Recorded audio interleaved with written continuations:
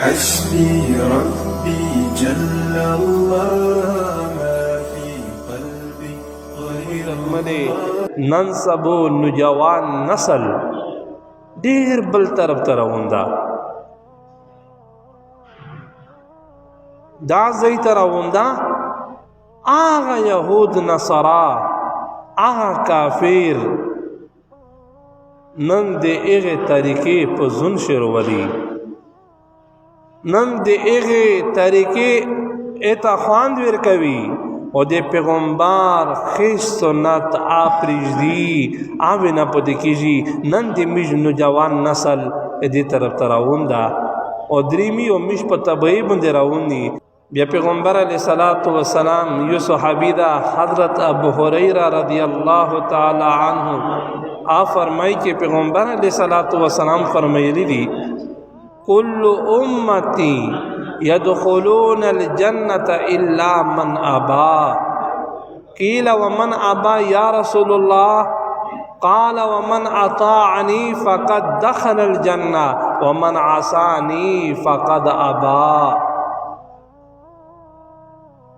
پیغمبر علیہ الصلوۃ والسلام سے فرمائی کل امتی يدخلون الجنہ، امو بدہار امتی جنت تب داخلی جی، جنت تب خام خادم امت ولوی جنت تب سی و الا من ابا، مگر آغا سے چچ انکار کڑی وی اب جنت نیسی.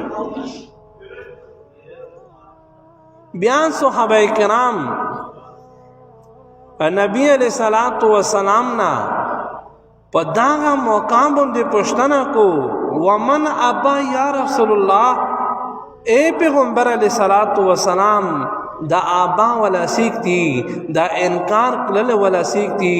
نبی علیہ الصلوۃ والسلام د آبا تشریح تکو قال ومن اطاعنی فقد دخل الجنہ، چې سیک د مو اطاعت کو، سیک د مو خبره منی په تحقیق سره داخلي جی به جنت تا.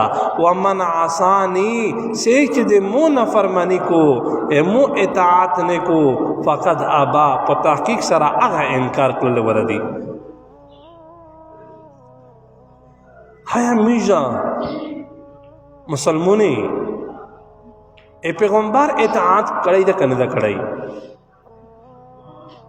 آیا میج نن سبو مسلمون اے پیغمبر نافرمانی میں کړی دو کنه میں دو کړی؟ د مو عزت مده نن سبو نوجوان نسل ډیر بل طرف ته روان ده، دا ځای ته روان ده. هغه یهود نصارا، هغه کافر نن د هغې طریقې په ځون شرولی، نن د هغې طریقې اته خواند ورکوي او د پیغمبر خیش سنت پرېږدي، هغې نه پاتې کېږي. نن د موږ نوجوان نسل دې طرف ته روان ده او دریمی او مش په تبعې باندې روان دي. او پیغمبر علیه الصلاۃ والسلام فرمایي چې سیکتی آغا ومن عصانی فقد ابا، سیک چې د مو نافرمانی کو، سیک د مو اطاعت نه کو، آغا د انکار کړل ولدي.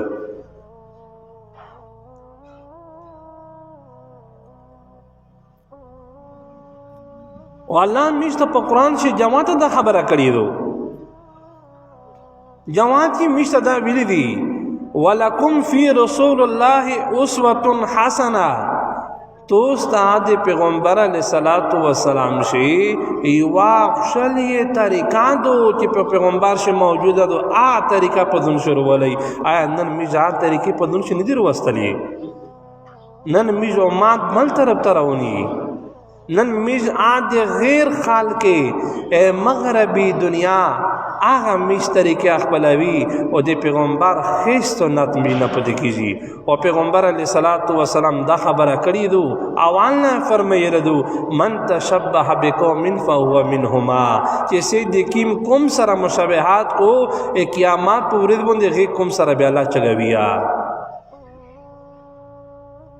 کچا د پیغمبر سره محباتو، پیغمبر علیه الصلاۃ والسلام سره مینا وا محبت یو سر نه پښې پرې د پیغمبر سنت ژوندې کړي دي سنت عادات په ځون شي وروستلي دي نو هم عزتمنې کامیابي دو او کچېرې میز هغه نه وي کړي نو عزتمنې قیامت ورځ راونه دو چا یوه سخته ورځ دو چې کله پیغمبر علیه صلات وسلام سیرې کو چې امتي امتي د خپل امت متعلق به سیرې کو بیا داسې خلک چې کله ویر شي مخامخه بیا پیغمبر علیه صلات وسلام چې کله وویني هغه خلک سنت طریقې پېښې موجودې به نه وي بیا ورته وایي چې ته سیکې او یا رسول الله دی ته امتیه مو امتی په توش خود مو طریقه نشتا په توش خود مو سنت نشتا سار نه پښې پرې هر سړی ځون ته سوچ وکړو چې آیا دا طریقه د پیغمبر دو که دا طریقه د غیر خلق دو بیا مو عزتمن هغه دی کوي ډېر زر غوړي چې دې ته وایي چې ورسا ځون ته خپل امت وغوړه ورسا د مو امت ولنه ورسا مو طریقې د ندی ژوند کړي ورسا د مو شفاعت نوریا ګرځا به سکی میږي